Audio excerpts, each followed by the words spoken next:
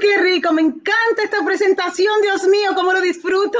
¿Cómo están, amigos, amigas? ¿Cómo está Marisol Sagredo? ¿Cómo está Pedro Valdivia? Gracias. Muy bien por acá. Hola Marisol, ¿cómo estás? Todo bien por allá. ¡Ay, qué parco! Señores, hoy tenemos un súper programa, estamos muy contentos, gracias a la gente que de una vez comienza a conectarse de inmediato, ya sabes, a las 7 todos los días, lunes a viernes, de todo un poco con Pedro y Kenia, a pasarla bien, a olvidarnos de la cuarentena, a olvidarnos del coronavirus, a reírnos en la cara del coronavirus, a tomar de la vida su valor y la alegría que Papá Dios nos da cada día, porque cada día hay algo hermoso que disfrutar y que no vale la pena perderlo mirando solo la parte negativa. Así que tú que te estás conectando ahora, comienza a hablarnos por tu cajita de chat, que nos encanta conversar, hacer tus preguntas, hacer tus comentarios, mandarte saluditos.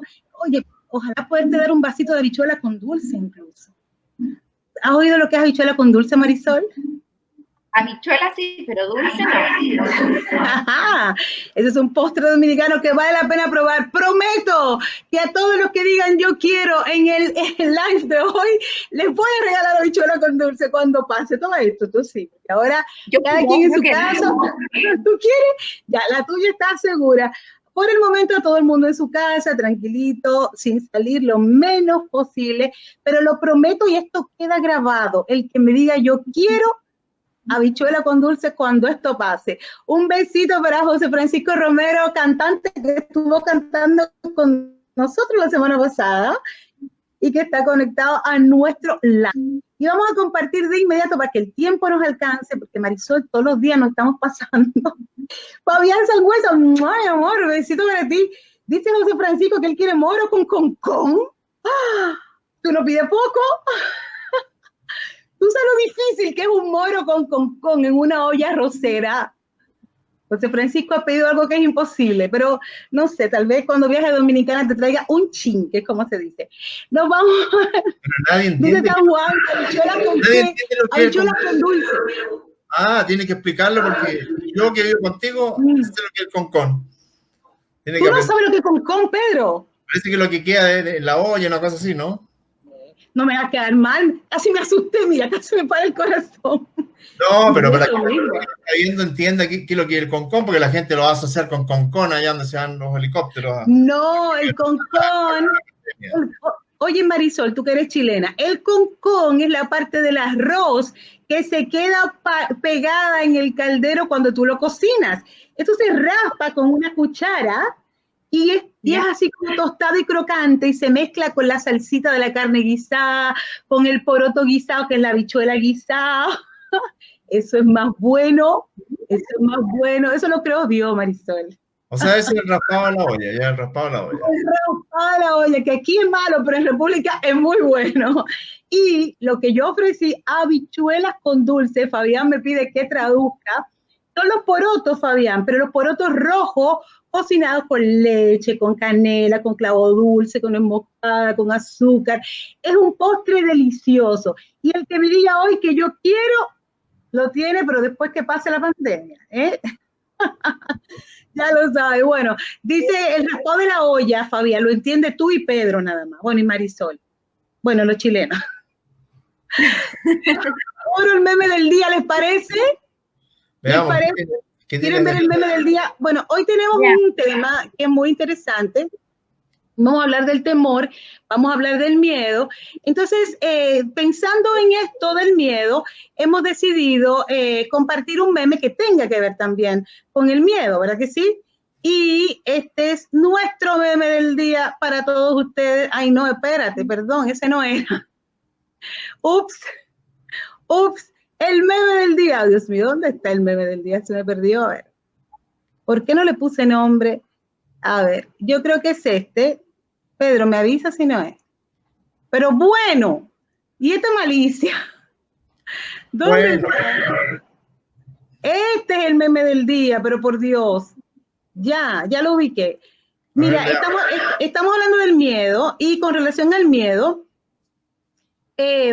Marisol, que es psicóloga, nos va a compartir hoy cómo hacer ejercicios para luchar contra esto. Yo voy a hablar un versículo de la palabra del Señor que nos habla cómo combatir el temor y Pedro nos va a hablar cómo actuar sin miedo, lo más controlado posible cuando algo terrible nos pase. Pero este caballero está tratando de sacar el mayor provecho al miedo. Mira, dicen que entre más le temes a algo, más lo atraes.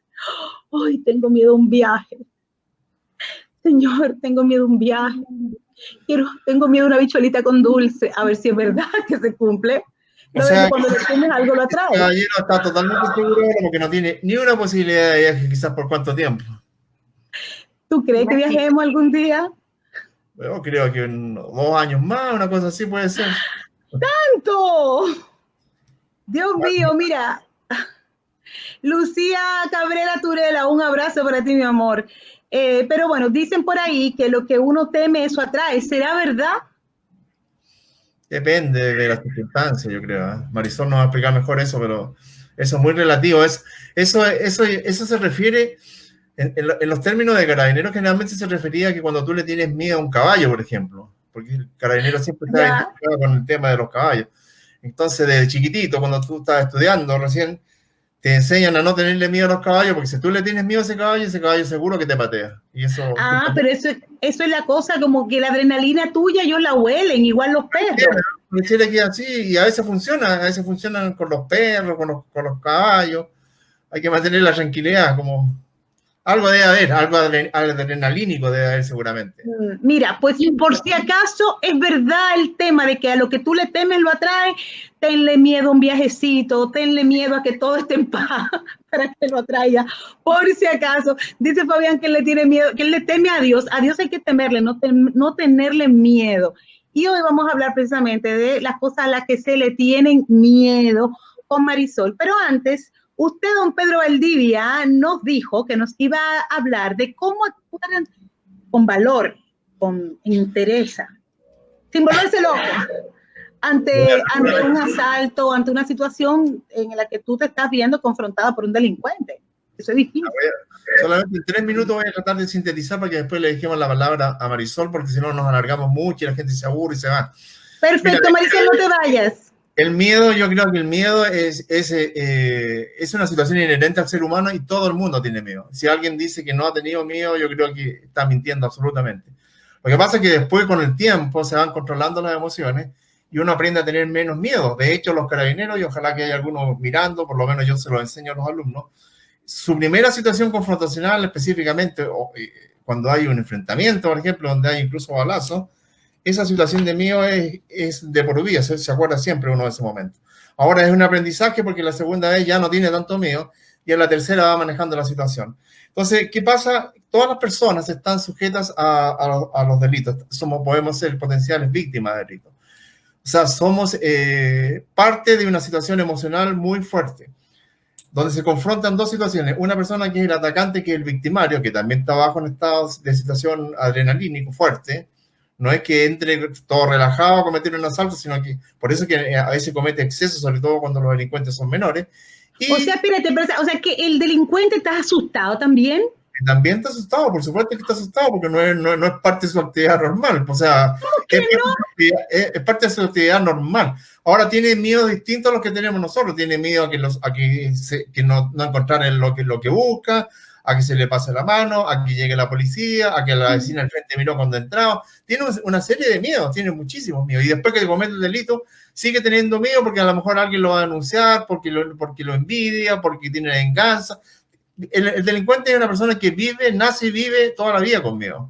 Lo que pasa es que no refleja la manera que nosotros estamos acostumbrados a sentir el miedo. Pero cuando uno está llevado a una situación, que es lo que vamos a sintetizar en estos 2 minutos, uno generalmente una situación de delito, y yo siempre lo comento, es cuando uno lamentablemente falló en su prevención. Cuando uno ha fallado en su manera de prevención de cualquier delito, cualquier situación de riesgo, es cuando se comete el delito. Todos los delitos que no se cometen y que no nos afectan, nosotros no nos damos cuenta. No nos damos cuenta si nos van a asaltar, por ejemplo, y justo nosotros dimos la vuelta en esa esquina y eludimos al delincuente sin saber, por ejemplo. Eso es una acción que no está cuantificada como delito, por lo tanto queda solamente en la intencionalidad del delincuente. Eso se llama prevención, la prevención del entorno por donde yo ando. Cuando eso falla por algún motivo, generalmente por la rutina, por la oportunidad, por la distracción, porque vivimos, obviamente, tratamos de vivir una vida normal y no perseguidos pensando que nos van a asaltar. Eso es natural del ser humano, se produce un delito violento generalmente, que es un asalto. Entonces ahí vienen las técnicas que hay, que son generalmente 5 pasos. Primero, el control a sí mismo. O sea, la persona más caracterizada, en este caso el jefe de familia, el más adulto, el con una personalidad más fuerte, por ejemplo, entre hermanos, a lo mejor hay 4 hermanos en un asalto y a lo mejor el del medio, el que tiene la personalidad más fuerte, ese es el que tiene que primero controlarse a sí mismo, sus emociones, su temor, su miedo, bajar su propia adrenalina para controlar al resto. ¿Cómo lo controla? Con la voz, con la palabra, con un consejo, con una seña, controla el resto, controla la situación. Exacto. O sea que tiene que haber alguien que se quede calmado, no puede salir todo el mundo a gritar como loco. Tiene que haber alguien que maneje esa crisis, porque otro día vamos a hablar qué son las situaciones de crisis. Yo creo que también Marisol nos puede acompañar en ese sentido. La crisis es una situación que rompe la normalidad. Por lo tanto, cuando se comete un delito y un delito violento, es una situación de crisis. Y las crisis, ¿cómo se manejan? Se manejan de 2 maneras. Una que son con negociadores, que no es el caso y otra con un líder que maneje esa crisis. Entonces, ese primer líder tiene que tener el autocontrol para pasar al segundo paso de controlar a sus compañeros. Te voy a decir algo, Pedro. Espero en Dios que nunca nos pase un asalto. En el nombre de Jesús nunca nos va a pasar un asalto. Pero si eso pasa, te delego toda la responsabilidad, tienes que mantener el control. Gracias. Y tenemos testigos aquí. Nada más comentarlo porque ya incluso lo hemos vivido en carne propia. Otro día vamos a contar esa anécdota. Bueno, un saludito a Franklin Jiménez, nuestro gran son, y a Jennifer, mi amor. Gracias por estar ahí. Después viene el control a sí mismo, control de los terceros. Tercer paso, primer paso, control a sí mismo. Segundo paso, controlo mi entorno, mis amigos, mi familia, los que están ahí, el líder. Tercer paso, evito el diálogo confrontacional. O sea, si hay un diálogo con el delincuente, que está amenazando, que está tirando granadas, que está diciendo cualquier barbaridad de la que dice, yo puedo entrar en ese diálogo, pero nunca entrar en la confrontación, nunca. Sino o sea, no es el momento de mandarlo a visitar a su abuela ni a su mamá, obviamente. Yo en mi foro interno tengo que pensar en lo primero que señalé. ¿Qué es lo primero que señalé? Mi prevención, nuestra prevención, nuestro hogar falló. ¿Por qué falló? Porque yo fui descuidado, no subí la red, no le puse candado, asumo mi responsabilidad, por lo tanto, evito esa confrontación. Hasta que el momento pase. Después de eso, una vez que ese delito ocurre en esas circunstancias el delito se va a demorar mucho menos. Va a pasar rápidamente. Hay otras situaciones, obviamente, que el delincuente trata de buscar podría eventualmente en una situación en un desarrollo de un asalto no encontrar lo que quiere, podrían entrar a un grado de violencia, pero mientras yo mantenga esta conducta, eso se va a mantener. Por lo tanto, el cuarto paso de lo que a mí me queda, es recordar las señas más características de los delincuentes. ¿Y cuáles son las señas más características? ¿Cuáles son? Son las características que tiene el ser humano que no cambian. ¿Cuáles son las que no cambian? La estatura, la contextura física. La nariz. Yo no tengo que recordar mucho o en segunda instancia las vestimentas, porque las vestimentas me las puedo cambiar al lado. Claro. No puedo recordar si tenía o no tenía barba, si el pelo era largo o era corto, porque todo eso lo puedo cambiar. Sin embargo, hay algunas que no cambian. Las más estrictas que no cambian nunca son las orejas, el tipo de oreja, el tipo de nariz. ¿En serio? Ya se modificaba, pero... Las mías son inolvidables. Si yo asaltara a alguien, se notaría el tiro. Yo recuerdo con textura física, tipo de piel, fundamentalmente, estatura, y en otra oportunidad, en otro día, vamos a explicar cómo se define la estatura, cómo yo calculo la estatura de las personas y cómo yo calculo el peso. Hay una técnica para eso que lo vamos a decir. Y después de eso, porque yo el último 30 segundos que me quedan, o sea, ya seguí estos 4 pasos, trato, obviamente, llamo a la policía, nunca dejar de denunciar un delito, siempre que denunciar, claro, independientemente de la confianza que yo tenga en el Ministerio Público, que nunca van a llegar a nada, no importa, eso no importa, hay que denunciar siempre. Y al denunciar hay que mantener el lugar donde se produjo el hecho delictual, ojalá, que se llama sitio de suceso técnicamente, sin alterar nada, absolutamente nada, porque hoy día la técnica juega en beneficio de las policías y cualquier evidencia, cualquier indicio, cualquier huella, cualquier elemento que el delincuente haya tomado, hoy día mediante la prueba de ADN, mediante el levantamiento de huellas, se puede llegar a un buen resultado. Así que, resumen, mantener el control propio, mantener el control del entorno, evitar el diálogo confrontacional y volver al punto 1. ¿Cuál era el punto 1? Siempre tratar de tener prevención en cualquier cosa que hagamos. Claro, Eso. claro, sobre evitar, que es lo mejor antes de lamentar. ¿Tú sabes quién está viéndote, Pedro? Tu suegra. No. Ah, qué bueno, saludos por allá. Tu suegra, desde la Florida, tu suegra, así que pórtate bien. Y dice Jennifer, tus orejas son para escuchar mejor. Oye, Jennifer, mira el tamaño de tus orejas, mira. Yo creo que si yo fuera delincuente me agarrarían al primero, porque nadie olvidaría esto. Mira, y ¿sabes quién también está en sintonía, Pedro? Tu cuñado. Tienes toda la familia ahí vigilándote. Oye, qué bueno que por lo menos... No, bueno, Jennifer es una gran fan y está ahí, ¿eh? Y el gran son también. Y Fabián, ni se diga, Fabián, lo vamos a invitar a hacer el programa con nosotros. Así es. Bueno, después de esta explicación que yo he dado bajo el ámbito policial, yo creo que es súper interesante escuchar ahora la parte de Marisol, porque ahí viene la explicación científica, biológica de las personas. Yo creo que complementando las dos podemos tener un buen resultado.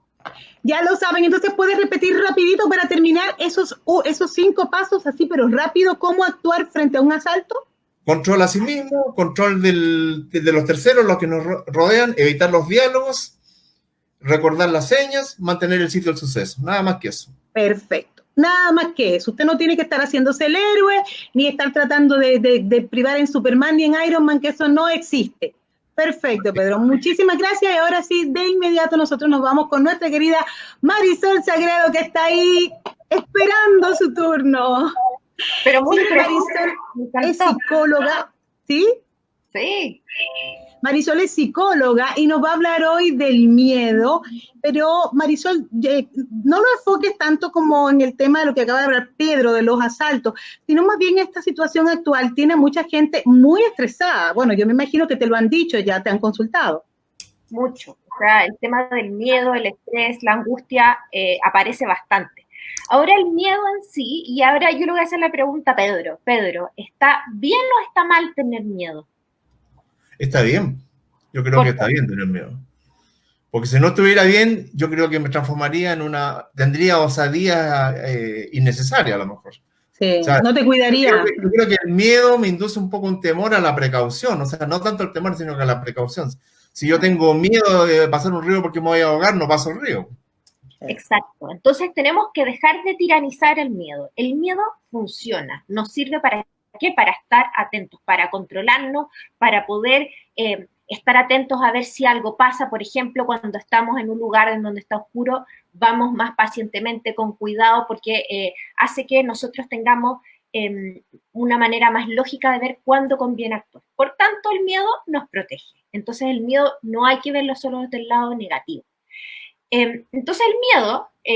está bien, bienvenido miedo, pero el miedo debe aparecer en un nivel aceptable, en un nivel sano, sin llegar a desbordarnos o sin llevar a paralizarnos. Y en relación al coronavirus, lo que ha pasado es que como nos solicitan que estemos detenidos y paralizados, enclaustrados en nuestras casas, hace que el miedo que aparezca nos lleve a paralizarnos. Y claro, ese es lo primero que hay que decir. Estar en casa, en cuarentena, no quiere decir que tengamos que estar en inactividad. Tenemos que estar atentos. Y el otro tema que es muy importante sobre por qué llega el miedo, nos lleva a paralizar, es porque estamos teniendo mucha sobreinformación. Y la sobreinformación, todo desde fuentes que no son relevantes, que no son reales, que no son confiables ni válidas, hacen que escuchemos muchas fake news y al final nos aumenta el miedo sin ayudarnos en nada. ¿Sabes, Marisol, que hemos estado viendo personas que están teniendo y me dicen, ay, Kenia, tengo una palpitación, tengo algo acá, taquicardias, incluso osteocondritis, dolor en el pecho, dolor en la mandíbula, que hay gente que ha salido corriendo pensando que tiene un principio de infarto, precisamente porque está angustiado, tiene crisis de angustia, de pánico, y esto de verdad que está haciéndose cada día más frecuente.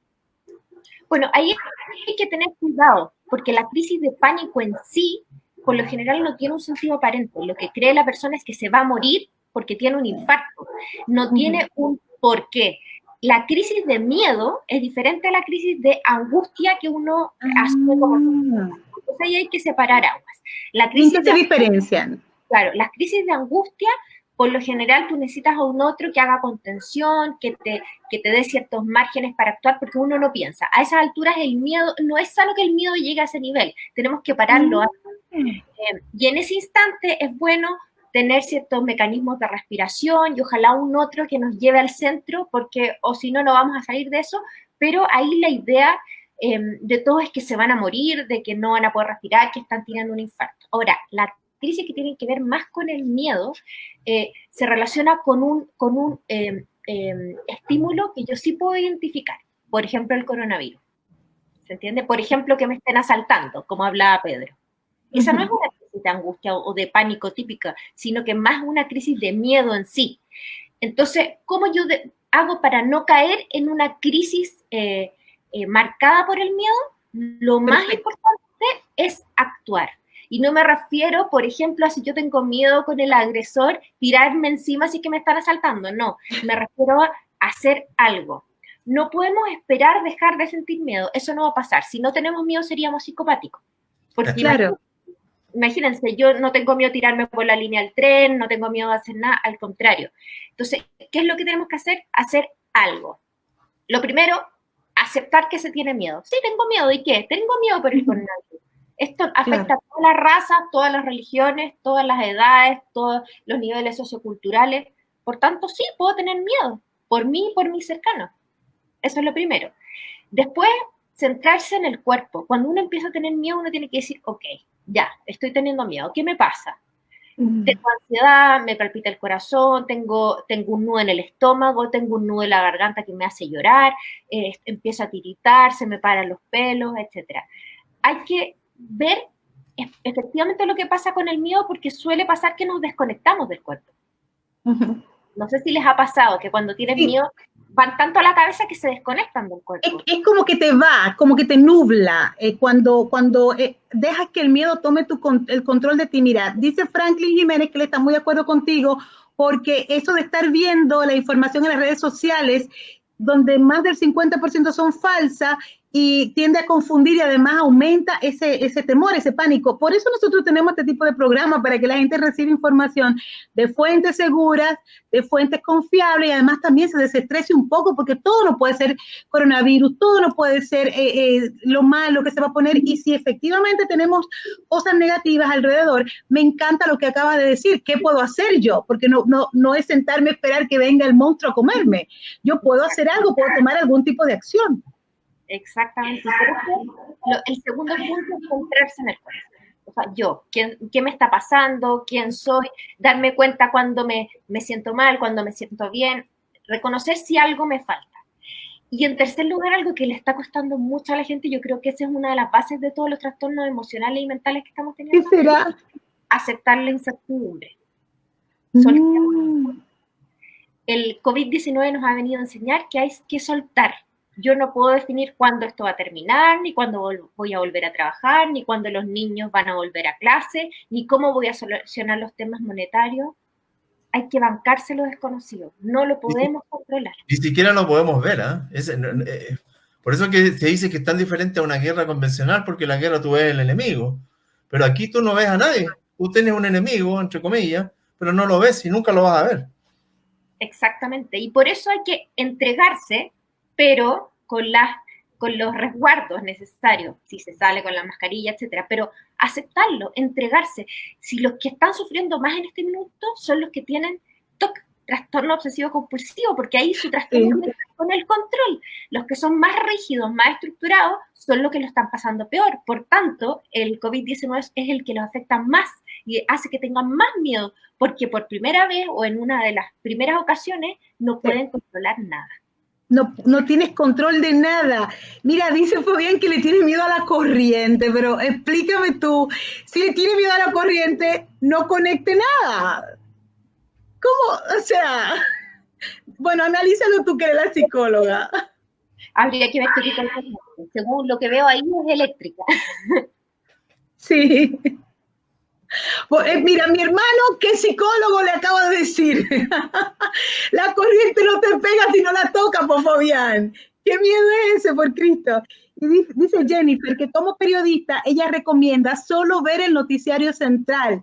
Es un buen resumen y no se abusa del último minuto que alarma tanto. Y Jennifer recomienda que nos vean a nosotros también. Es que este no es un programa de coronavirus, es un programa para ayudar a la comunidad, es diferente. Pero para que se desestrese, ¿me entiendes? Déjame hacer relaciones públicas, por Marisol. Efectivamente, tiene mucha razón. Fuentes confiables, independientemente de si sea un noticiario, un diario, o si es una noticia que circula por redes sociales, asegúrese de saber si viene efectivamente de una fuente confiable. Hay un lugar en Instagram que se los voy a mostrar mañana, donde analizan todas las noticias y te dicen de inmediato si es fake o si es buena. Les voy a dar el dato mañana cuando lo busque porque ahora no tengo tiempo. Dice Fabián, pero si tiene que cambiar un enchufe, y Joel, tú que eres psicólogo, dice Fabián, ¿qué hace? Ya me Oye, pero que Pedro te lo cambia. Oye, pero el tema de la sensación de miedo y temor puede ser, tal como dices Marisol, puede ser realmente traumático, ¿eh? Porque cuando uno lo lleva al aspecto de la seguridad, fíjate, en Chile hay varios conceptos en la seguridad y uno de ellos es la sensación de temor e inseguridad, que se mide. Y eso tiene consecuencias, pero nefastas, porque en la medida que tú tienes miedo o tienes sensación de inseguridad, y que está generada por los medios de comunicación social especialmente, te genera una serie de costos psíquicos, costos sociales y costos económicos, porque si tú piensas que te van a asaltar porque tus vecinos lo asaltaron, tú empezás a comprar cámaras, cerco eléctrico, alarma, perros, de todo, ¿entiendes? Y esos son los costos indirectos que a veces, y por algo que nunca va a pasar, que está solamente en tu mente. Por lo tanto, hay estudios y hay situaciones probadas de que incluso más en Chile, hace muchos años atrás, 10, 15 años atrás, se medía la sensación de seguridad de las comunas. Se medía la sensación y se publicaba. Entonces, la comuna número 1, y yo lo recuerdo perfectamente porque yo estaba a cargo de la comuna, que era la número 1, era la más segura. Por lo tanto, por nosotros nos vanagloriamos de eso. Pero, ¿qué te significaba eso? Que la comuna que estaba en el número 15, la desvalorización de sus bienes por una publicación era tremenda. ¿Entiendes? Claro. Una persona que quería vender su casa después es lo mismo que una persona que le vende. Que yo generalmente lo comento cuando tú vas a comprar una casa, sobre todo en Chile, tú lo primero que le preguntas, oye, ¿pero aquí han robado alguna vez? Y esa sí, es verdad. Es sensación de temor e inseguridad que nunca a lo mejor va a pasar. Por lo tanto, como tú señalas ahí, puede tener un efecto súper pernicioso en la gente. Exacto. Ahora, yo le quiero decir, bueno, mi hermano ya resolvió el problema, Marisol, ya le dijo a Fabián lo que tenía que hacer. Le dice así claramente, Fabián, oye la recomendación del experto, llama a un electricista y se acabó tu problema. Ahora él dice, es verdad, la psicosis es compleja. Por ejemplo, él dice, desde el estallido delictual de octubre, hay un temor grande entre la gente en Concepción.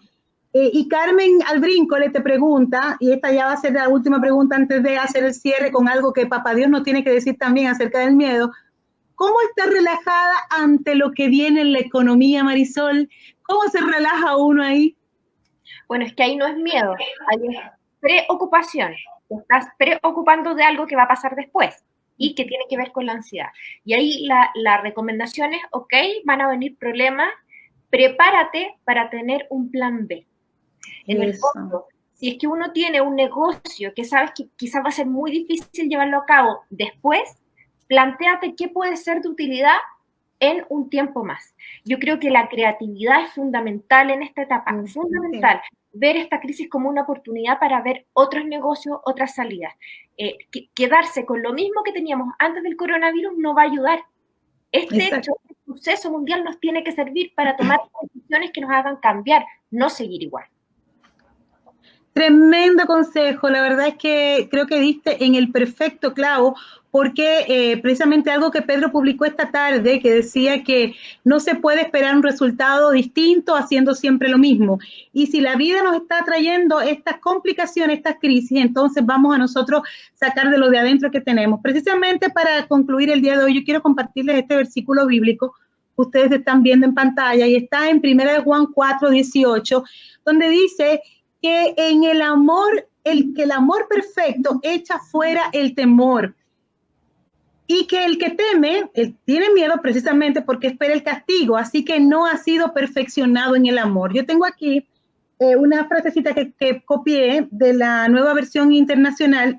Me gustó mucho cómo lo traduce este versículo. Dice, en esta clase de amor, se está hablando del amor de Dios, no hay temor, porque el amor perfecto expulsa todo temor. O sea, confiar en el amor de Dios, conocer el amor de Dios, sentirlo, haberlo experimentado antes, es el mecanismo protector más importante ante el temor.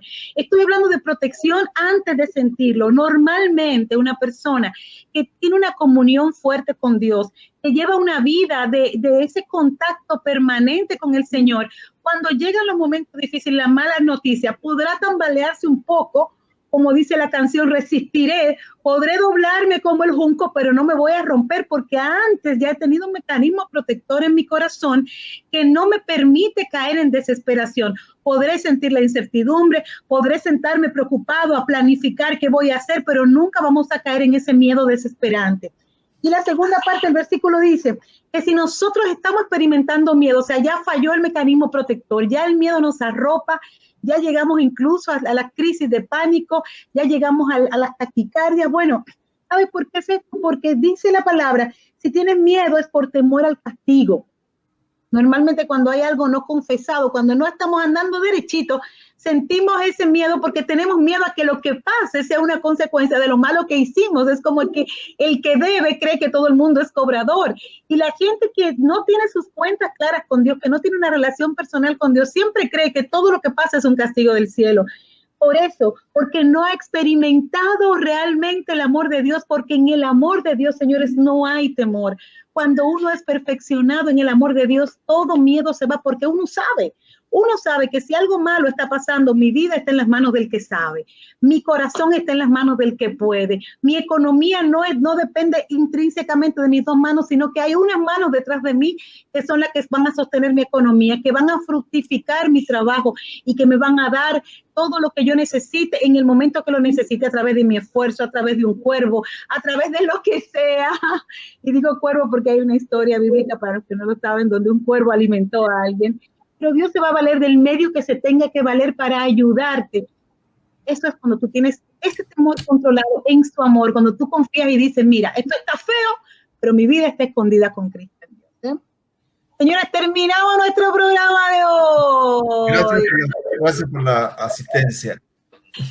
Gracias, Marisol. Muchas gracias y suerte y ánimo a todos. Marisol, para comunicarse contigo, ¿cómo lo hacen? Por tu Instagram, ¿verdad? Mi Instagram o mi Facebook, @psicóloga Marisol Sagredo. Perfecto. Gracias, Marisol. De verdad ha sido un gustazo tenerte con nosotros. Pedro, nosotros nos tenemos que despedir. Hasta mañana. Hasta mañana. Nos vemos. ¿Cuándo nos volveremos a ver tú y yo? ¿Algún día? Chao, chao. Cuídense mucho, Jennifer. El perfecto amor. Estamos en las manos de Jesús. Así es, cariño. Cuídense mucho. Hasta mañana. Bye, bye.